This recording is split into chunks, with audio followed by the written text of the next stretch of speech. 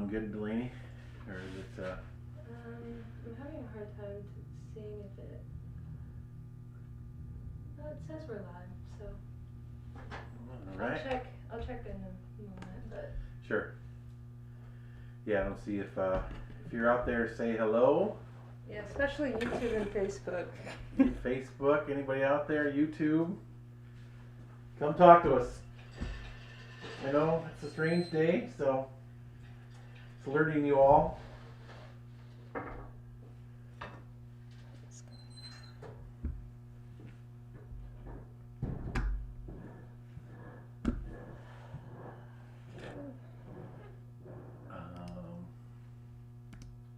You can at least... Oh, goodness. Susan says hello. Yay, we got Okay. somebody. So we're on there. The Instagram, alright. And Instagram's up. I mean, Facebook.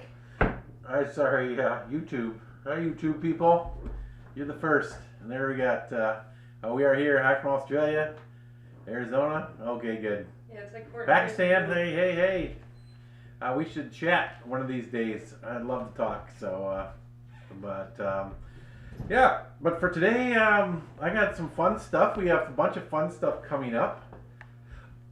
We are doing, this is the big announcement. I think you're enough of you here to talk about it. We are doing, anybody on Facebook yet? We are going to be doing 12 days of tutorials before Christmas.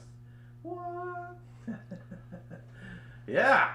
So we've been hard at making some videos here, trying to incorporate, even finished pieces.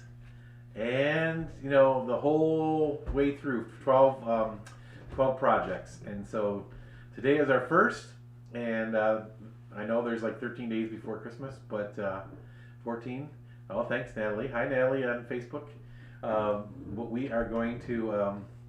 we are gonna have a good time with 12 videos, 12 some, I think, fun projects that we can kind of talk about through the whole year and go through all that. So yeah, so let's see, that's first announcement, and let's go on with that. I'll tell you more about the other ones. So our first one, and it's already live, just went live, is a pie plate, and the glaze turned out really nice. And so I go ahead and show how I make this pie plate. And I have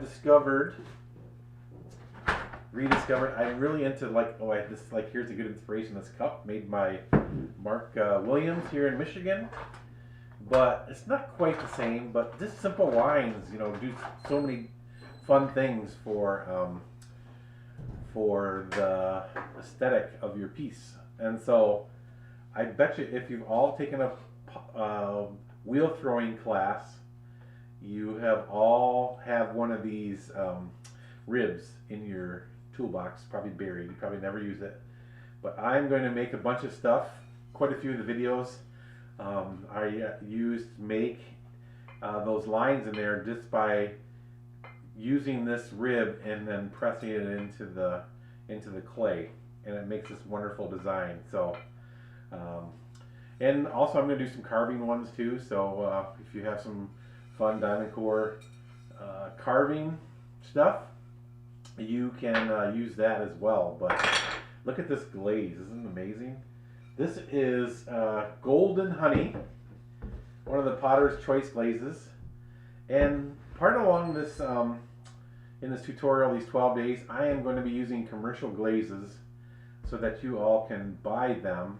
I am going to make some that are glazes that I've made myself, but for the most part, they're Amico and Mako glazes, and because that's what I have available here. So I wish I had some Spectrum glazes or some Western glazes, but I don't have those currently yet. So so you get some of these nice Amico. They sent me some glazes to use, so Amico did the same over the years, and so they've been sitting on my shelf back here, so I'm going to use those. I know the Speedball ones are good with underglazes and such, but I'm not going to really probably do any underglaze stuff, just more glazing. So this was, yeah. So you can go to the video.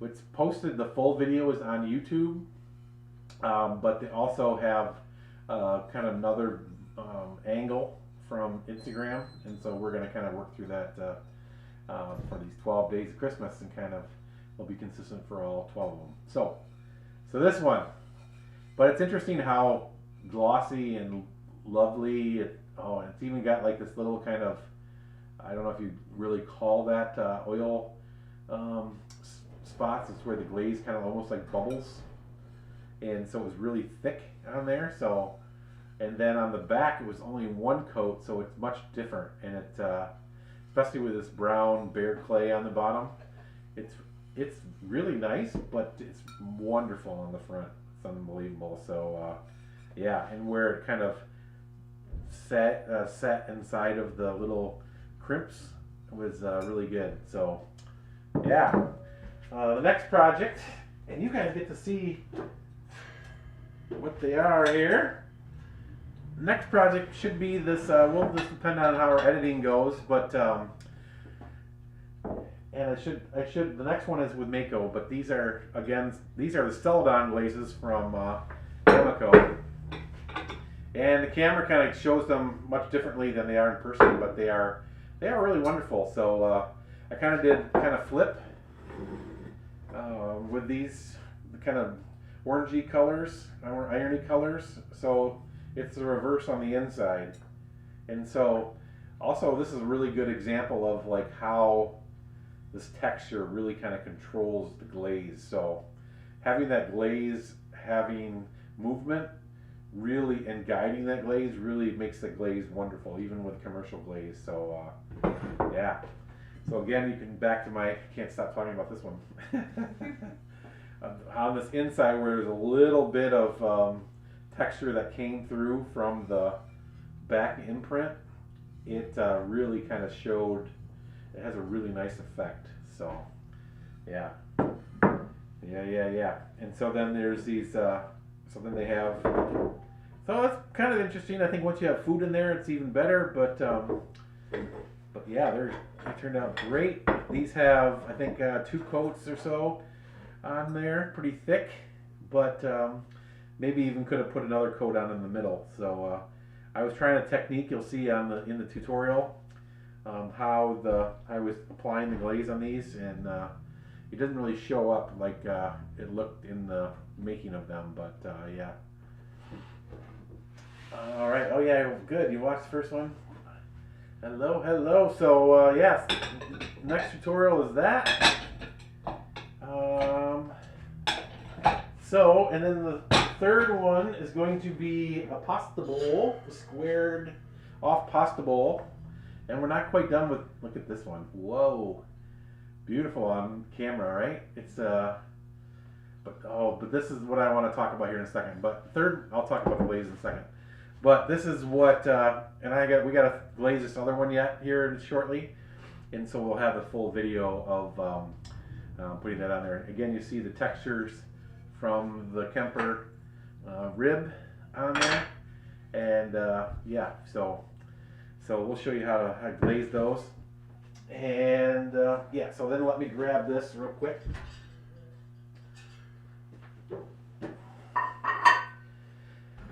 And so then I can talk a little bit about these glazes. I think it's unbelievable. Like, you know, this is, if you, let me have some sip of coffee for this one. Hello, Montana. Thanks for coming. This is probably the most frustrating thing for you new people. If you've been in pottery for a long time, this is what we love, right? yeah. Okay, these are the exact same glazes. Isn't that crazy? And this is probably a better representation. Yeah, look at that. Isn't that crazy? Difference is clay body. This one is a white clay body, and this is a brown speckly body. And so, completely different result, right? Gets better! So yeah, look at the backs. Isn't that crazy?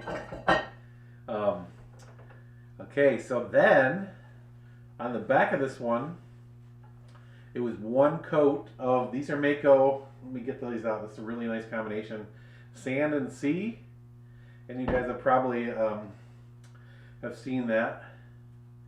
And this is the tiger, and with tiger's eye on top. So on the back here, it's just one really thick coat of sand and sea, and then one coat of tiger's eye. And I really like that combination where it's one coat, one thick, super thick, like I am slabbering it on there. So if you brush it around and try to make use of it, you need to put like 2 or 3 layers on them. But so one, like about 16th, 18th, 1/8 of an inch of thickness of glaze on there. And then on this side I put 2 coats of the sand and sea, and then 1 coat of the of it. So it's really kind of ooey and gooey. I know some of you have done those, like the peacock technique, and you get that like really gooey the running of the glaze, which we're really going for. And I think it's really nice with this texture here too, where it kind of helps it to kind of just run down and kind of like has a little flow to it.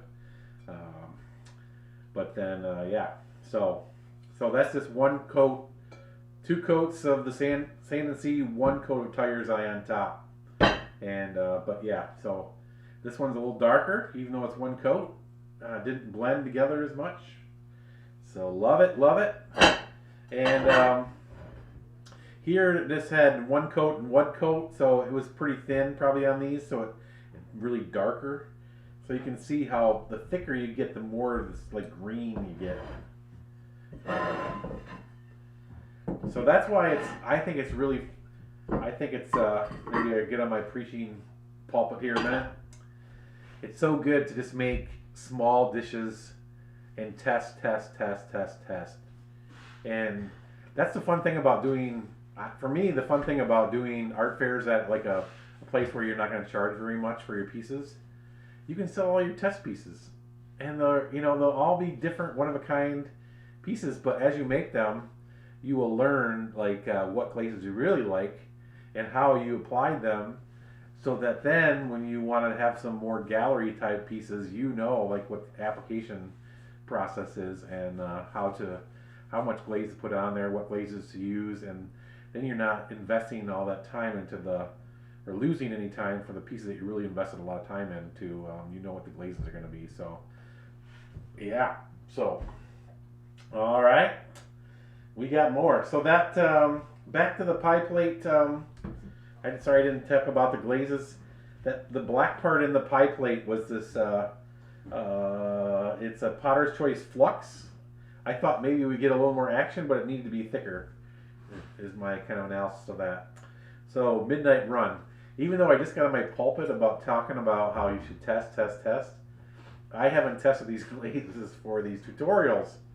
So, yeah, so you gotta do what you gotta do. And then, yeah, those Celadon glazes, we'll have them listed on the tutorial. So, they're just the Celadon glazes that I had available to try out. So, yeah, all right. Any questions?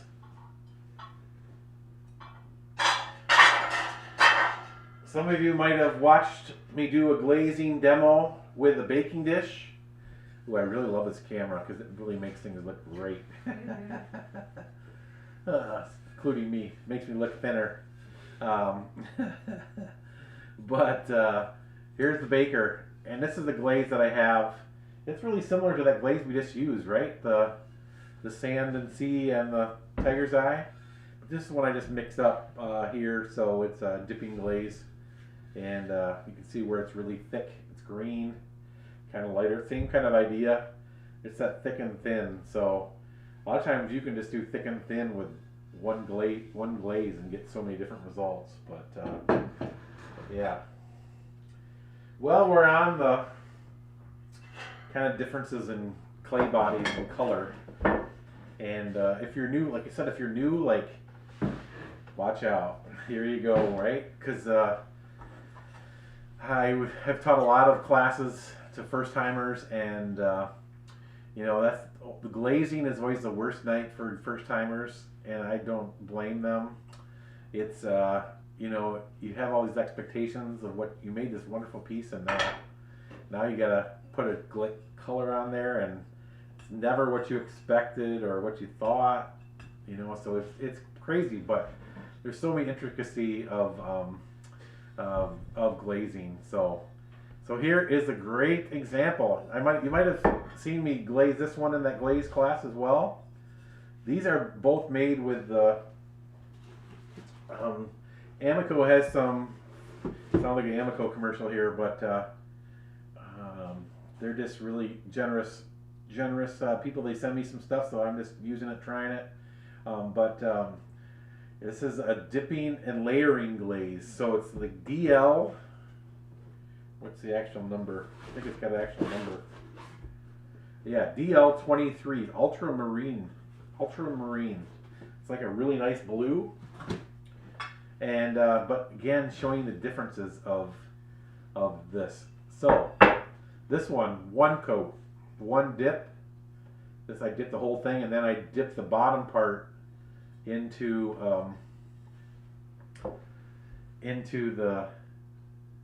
it again. It's got that. I don't know if you remember. I made these nice MKM roller, kind of a Christmas scene with a deer, and and so it turned out much better, thicker, but it's this kind of browny color when it's really thin. And that's because it's on this brown clay. So the iron in the clay is probably kind of outpowering the glaze. So you have to put it on there quite thick. Thick. Multiple coats, right?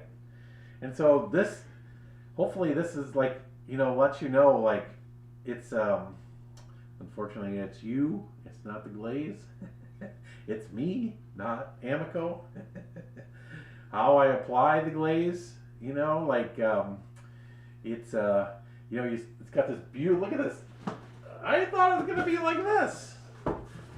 This beautiful blue, look at that blue, whoa. Ultramarine, look at this. That doesn't look like that at all, does it? No, but that's because I didn't apply it correctly. So you have to test to get to that color and figure out what clay that it's on there that makes it look so nicely, right? This one I think is really wonderful here. It's like, it's such almost like a light blue, and so this is where it was really thick. It pooled down in here, right? So, but if you look at the edge, and I don't know if you can see that, the color is that great, but it's almost a green. It's like algae. So I guess that's where the marine maybe comes from, though. But again, so it's how it's applied. I dipped this one, and so that's where I also got a lot thicker in the inside part. But and that's where this is a little scuff from my thing where I dipped it in there. I didn't clean it very well. Nice job, Jeff. Yeah. So and then on a white clay too. So that's where we probably get more of that really blue or lighter blue color. So. Hello, Iowa, Massachusetts, New Mexico. Yeah, so that is, it can be so frustrating, but also kind of, it's amazing. And it's just kind of risk reward. And those people like me that are pushed into that's what you're going to get, right? So. But that's why you gotta make a bunch of little stuff. This little stuff sells really well at craft fairs and stuff too, or you can give them as little host gifts if you just want to give stuff away. But test. Make fun little stuff that is fun and that you can just try textures and just dip it in, and then you start to learn really quickly, like different ways of glazing, like how thick to put it on there. Whether you can dip it or not dip it. It's true, glazing is always a surprise. No matter how long you do research, it always turns different. Exactly, well said. So yeah, it's amazing. It's it's never ending. So that's what keeps us interested. Some of us ones that, and I haven't really been using my glazes very much. So that's where I wanted to kind of really test like this one too, like see how it works. Um, here's a green glaze. Here's some last ones here. It's a real fun green glaze, and this one even really kind of turned out kind of minty. But it's but because it's on there quite thin, so maybe I should let the glaze evaporate some of the water out of there to make it a little bit thicker. But I was also I put some red underglaze, velvet underglaze into the trees there before I dipped it in the green, and so it kind of dulled down the red a little bit, which is unfortunate.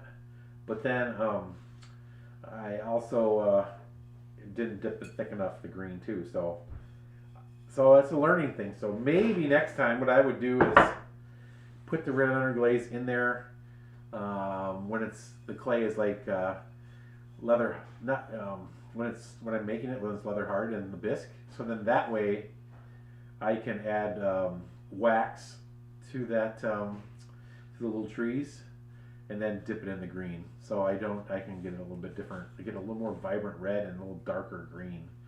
So yeah. This one is really nice. I think I don't know if you can see how nice it is on the camera, but this was back from when I made the trees first, and I was showing you how to use texture with making these trees, where you put texture on the slab, and then you put the form down onto the slab, and then clean away the texture so it's not on the sides, and then you can flip it over and build it. But yeah, this one turned out really nice. I'm really happy with how this one did. So I first rubbed some of that red underglaze into the texture to give it a little more depth, and then I dipped it in. This is my own kind of blue celadon that I mix up here, and it does really nice things with that. But yeah, here was another one that I made, white clay. I use that I think it's a sandbow transfer of the holly. Yeah, and this is really nice. It's interesting too because the glaze that I use, the clear glaze that I use, and this was the red speedball underglaze. Like they didn't really agree too well, and it kind of bubbles a little bit, kind of makes it frosty. It's really nice, really lovely, but probably not working out really well together. But then in person, like this really glossy, this clear, so it almost looks like a glass container. It really highlights some of those details in the underglaze transfer. So yeah, it's a risk and reward. Risk and reward. So what else do I have to tell you? Well, if you all right, can I tell them, Delaney, you think?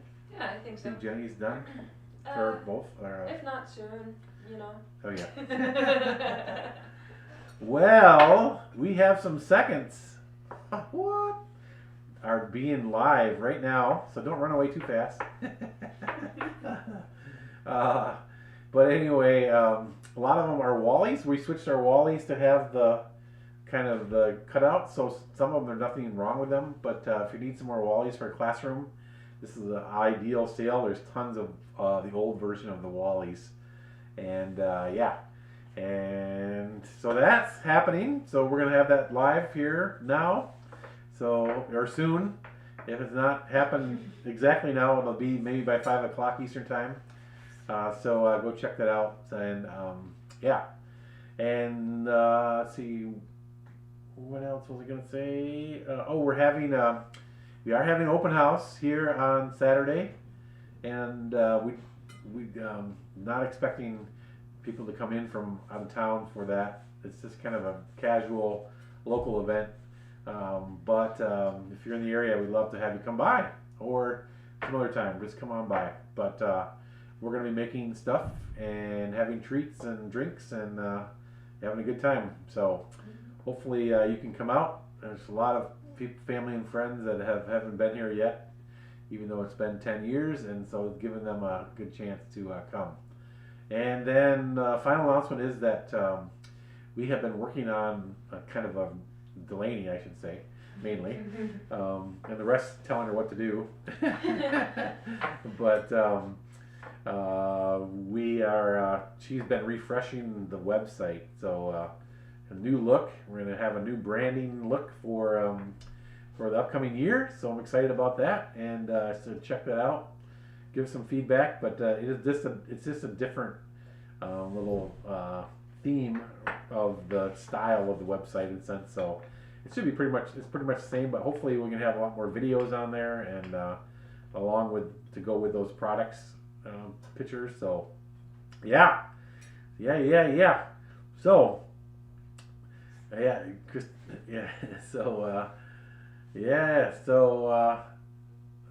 Christina loves Celadons. Oh, good. You reserve your order so fast. Okay, good. Thank you. Good to know. So yeah. So I wish I wish I could come visit you in Switzerland. It's too far. Like everybody, I'm doing that new. Yeah, it seems like a lot of it seems like the time of the year, right, for updated websites. I've seen a lot of them around, so yeah, it's time. We've been so I'm excited about kind of a fresh look, So a makeover. So yeah, so jelly.